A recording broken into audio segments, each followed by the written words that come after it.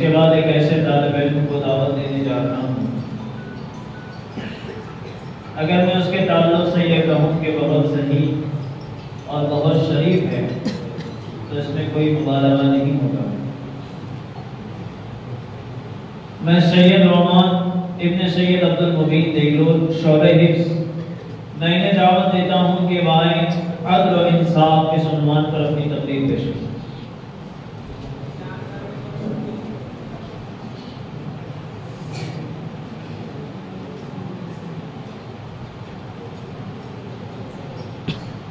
السلام علیکم ورحمۃ اللہ وبرکاتہ۔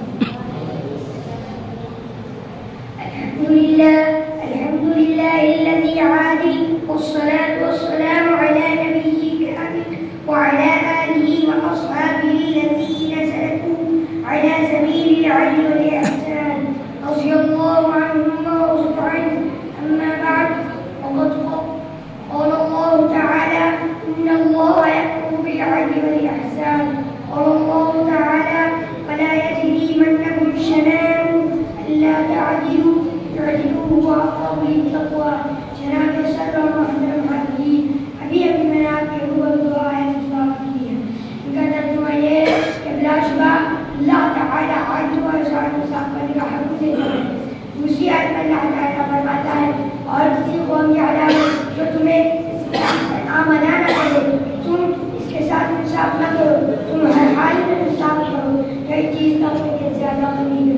محترم حاضرین، واقعہ ہے آج دنیا میں جتنا فساد پھیلا ہوا ہے اس کی وجہ سے یہ ہے کہ حضرت انسان سے عدل کی صفت وسط ہو رہی ہے۔ جب انسان حق و باطل کی تمیز چھوڑ لے، اپنے ضمیر کی آواز اسے پشت ڈال دے، ظلم و ناانصافی پر قدر مان لے، اپنے بیجا اور غلط گزرداری میں عدل کے تقاضوں کو بھول جائے، وہ یہ نہ سوچے کہ کیا کرنا ٹھیک ہے تو اس کا لازمی نتیجہ ہوتا ہے کہ دنیا شر و فساد کی عامہ جگہ بن جاتی ہے، شب عرض پر بنا کی بے اطمینانی بدامنی قرار دیتا ہے۔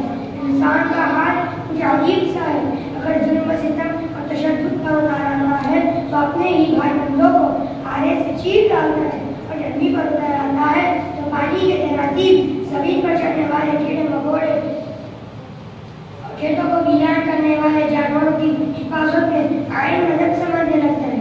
حد یہ ہے کہ پانی کے ننے ننے جراثیم کے بچاؤ کے لیے پانی چھانتا ہے، ہوا میں اڑنے والے جراثیم کے بچاؤ کے لیے اوپر کپڑا باندھتا ہے۔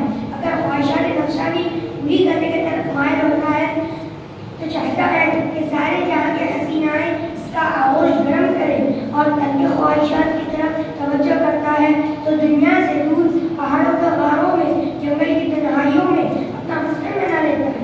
مگر اسلام اس طرز زندگی کا سخت مخالف ہے۔ اسلام کا کہنا ہے کہ تم عدل اختیار کرو، بیچ کی راہ چلو، اصلاح پر چلو، جو کام زد سیدھی ہو اس بات کا فیصلہ کرو جو حق ہو، اس کام کے لیے چاند کی بازی لگاؤ جس کے لیے اللہ اور اس کے رسول صلی اللہ علیہ وسلم نے حکم دیا ہے۔ تاریخ شاہد ہے کہ مسلمانوں نے اس پر عمل کر کے دکھایا ہے۔ قاضیوں نے اسلامی قانون پر ایسے فیصلے کیے ہیں کہ بادشاہ وقت حکام زمانے تک کی پرواہ نہ کی، کافر اور مسلم، دوست اور دشمن نے اپنے ہی اور پرائے میں تمیز نہ کی۔ آج بھی ہم اسی وقت کیا کامیابی پا سکتے ہیں جب ہم عدل کا دامن پکڑ لیں۔ اس کے بغیر کامیاب ہونا اور پھر سے بغیر امید پر پہنچنا ممکن نہیں۔ دعا ہے کہ اللہ تعالیٰ مجھے اور آپ کو عدل راستے پر چلائے۔ یہاں پر اپنی شعر کے ساتھ بات ختم کرنا چاہتا ہوں۔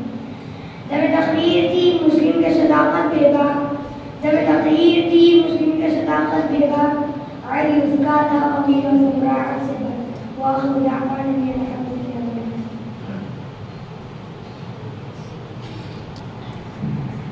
آئیے محترم حضرات، اگلے طالب علم کو میں بلانے سے پہلے ہمارے رقم ثانی مفتی محمد موسیٰ صاحب کی جانب سے 3 طلباء اکرام کو انعام سے نوازا گیا ہے۔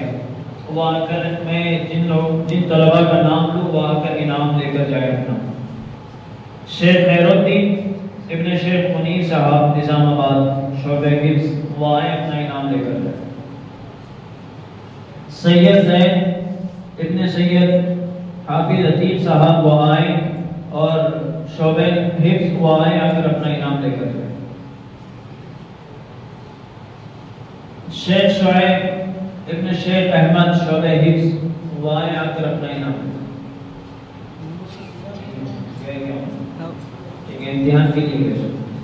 آئیے اب اس کے بعد میں محمد ریحان خان ابن فیروز خان دیگرود شعبہ حفظ میں نے دعوت دیتا ہوں کہ وہ اپنی تقریب جسمانی تربیت و تفریحی مشاغل اس عنوان پر پیش کریں۔